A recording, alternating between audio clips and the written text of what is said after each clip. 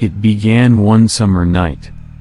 Late one evening, a small plane left El Paso Airport. Its destination is Mexico City.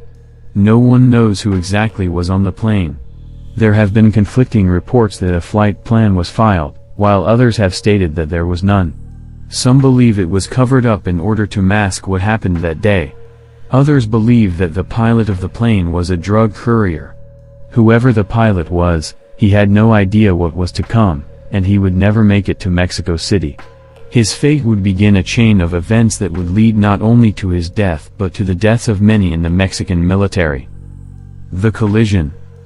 As his plane ascended on that summer day and settled into its flight across the Mexican border, the pilot was unaware of what was flying in from the Gulf. Another aircraft was traveling at high speed at over 2,500 miles an hour at an altitude of 75,000 feet. Initially, it headed for Texas, but then it turned into Mexico. It descended to 45,000 feet and then slowed to just under 2,000 miles an hour. Finally, the unknown aircraft leveled off at 20,000 feet. Just like the pilot of the small plane, the name of the pilot of the other aircraft was also unknown. Then the unthinkable happened. Both aircraft collided and went down in the desert near the town of Coyame. Not of this world. From what is understood, the pilot and his plane originated from Mexico, so the FAA was not required to investigate the incident. Nevertheless, U.S. officials did offer assistance, but Mexican officials declined. The U.S. was aware of the event since the whole incident was monitored on radar up to the point of collision when they lost contact with both aircraft. The high speed of the second aircraft and its erratic flight path are what initially alarmed the U.S. Air Defense Network. Later, after eavesdropping on Mexican communications, it became more apparent to the U.S. military, which was piloting the second aircraft. They didn't know his name, but they were certain of one thing. He wasn't from this world. Something is wrong.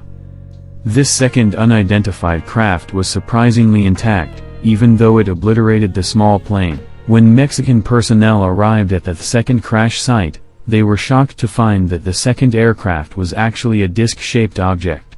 It had damage on one side with a small rupture, exposing the inside of the unidentified object to the outside elements.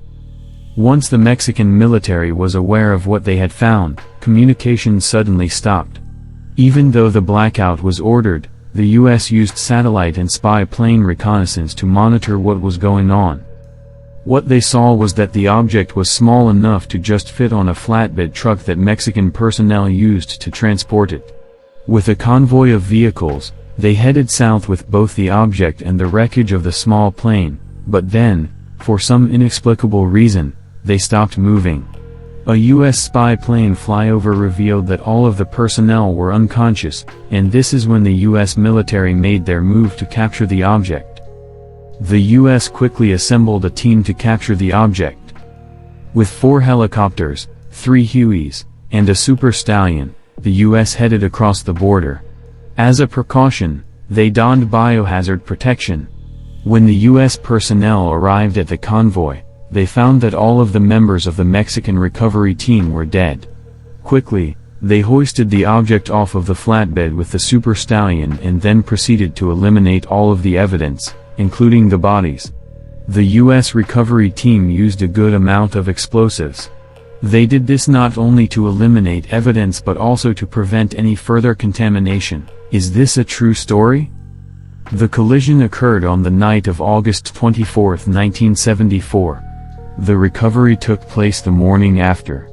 A few possible locations that the object was taken to were, of course, Area 51, Fort Bliss, or Wright-Patterson. Did this event actually occur? It is a fairly fantastic story. However, there could be other explanations for what really happened. Here are a few possibilities. The airspace around Coyame is a known route for drug traffickers. What if one of the courier aircraft had to make an emergency landing? If the Mexican police and even the army showed up to investigate, it could have ended in violence with casualties on both sides, thus the story of dead soldiers in the desert. The novel The Andromeda Strain by Michael Crichton was published in 1969, and the movie was released in 1971. The novel's story does have an uncanny resemblance to this collision story that supposedly occurred 3 years later. There could always be a more earthly explanation, but if that were true, then how did this story come about? Who made it up? Many UFO reports can be explained, but there are a select few that defy terrestrial explanation. Maybe this is one of them.